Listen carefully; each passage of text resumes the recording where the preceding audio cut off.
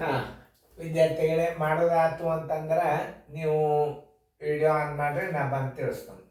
ಇವೆಲ್ಲ ವ್ಯವಹಾರಿಕ ಗಣಿತಗಳು ಇವು ಬಂದು ಅಂತಂದ್ರೆ ನಿಮ್ಮ ಮುಂದಿನ ಲೆಕ್ಕಗಳು ಎಲ್ಲ ಬರ್ತಾವೆ.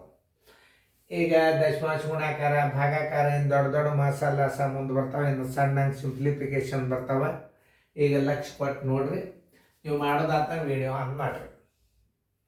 ಒಳ್ಳೆ. ಈಗ ಬೋರ್ಡ್ ಕಡೆ ನೋಡಿರಿ.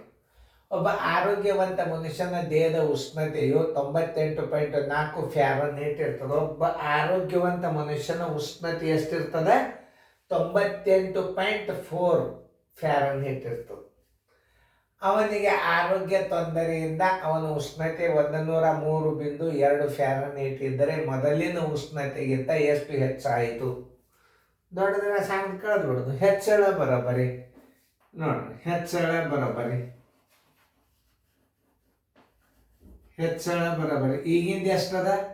103.2 ಮೈನಸ್ ಎಷ್ಟದ? ಆರೋಗ್ಯವಂತ 98.4 ಫ್ಯಾರನ್ಹೀಟ್. ಹೆಂಗಸ್ತದ ನೋಡ್ರಿ. ಕಳೀರಿ ಇದನ್ನು. 12 4 ಆದ್ರೆ 8, ಕೈಲ ಬಂತು 1. 13 9 ಆದ್ರೆ 4, ಕೈಲ ಬಂತು 1. 10 ಆದ್ರೆ 0. ಹೆಚ್ಚಳ ಎಷ್ಟು ಆಗ್ತದ? ಹೆಚ್ಚಳ ಬರೋಬ್ಬರಿ ಹೆಂಗೆ ಬರಿಬೇಕನ್ನೋದು ನೋಡ್ರಿ. ಹೆಚ್ಚಳ ಆನ್ಸರ್ ಬರೋಬ್ಬರಿ 4.8 ಫ್ಯಾರನ್ಹೀಟ್. ಇವೆಲ್ಲ ಬುಕ್ ಸ್ಟಾಲಕ್ಕೆ ಹೋಗಿ 18.50 ಕೊಟ್ಟು ಒಟ್ಟು ಅಂಗಡಿಯಾಗ ಹೋಗಿ ಎಷ್ಟು ಖರ್ಚು ಮಾಡಿದಾಳ ಅನ್ನೋದು ಕೂಡಿಸ್ಕೋಬೇಕು. ಆಮೇಲೆ ಅಂಗಡಿಯವನಿಗೆ ಕೊಟ್ಟ ಹಣದಾಗ ಅದನ್ನ ಕೇಳಿದ್ರೆ ಅಂಗಡಿಯವನಿಂದ ಹಿಂತಿರುಗಿ ಪಡೆದ ಹಣ ನೋಡಿ. ಹಿಂತಿರುಗಿ ಪಡೆದ ಹಣ ಬರೋಬ್ಬರಿ ಹಿಂದಿರುಗಿಸಿದ ಹಣ ಬರೋಬ್ಬರಿ ಒಟ್ಟು ಹಣ. ಅಂಗಡಿಯವ ಕೊಟ್ಟ ಹಣ ಇದು ಒಟ್ಟು ಹಣ ಮೈನಸ್ ಒಟ್ಟು ಖರ್ಚು.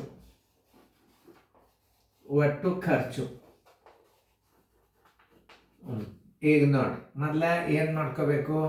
ಅವನ ಹತ್ತರಿದ್ದದ ಹಣ ಎಷ್ಟು? 50. ಅಂಗಡಿಯವ ಕೊಟ್ಟದ್ದು ಎಷ್ಟು? 50 ರೂಪಾಯಿ. ಅದನ್ನು ಇಷ್ಟಿಟ್ಟು ಮೈನಸ್ ಎದಕ್ಕೆ ಕೊಟ್ಟಾಳಕ್ಕೆ 18.90 ಕೊಟ್ಟು ನೋಟ್ಬುಕ್ ತೊಗೊಂಡಾಳ. ಮುಂದೆ ಮೇಲೆ 8.50 ಕೊಟ್ಟು ಪೆನ್ ತೊಗೊಂಡಾಳ. ಪ್ಲಸ್ ಒಂದು ಪೆನ್ ತೊಗೊಂಡಾಳ. ಆಮೇಲೆ 5.5 ಕೊಟ್ಟ ಹಾಳಿ ತೊಗೊಂಡಾಳ.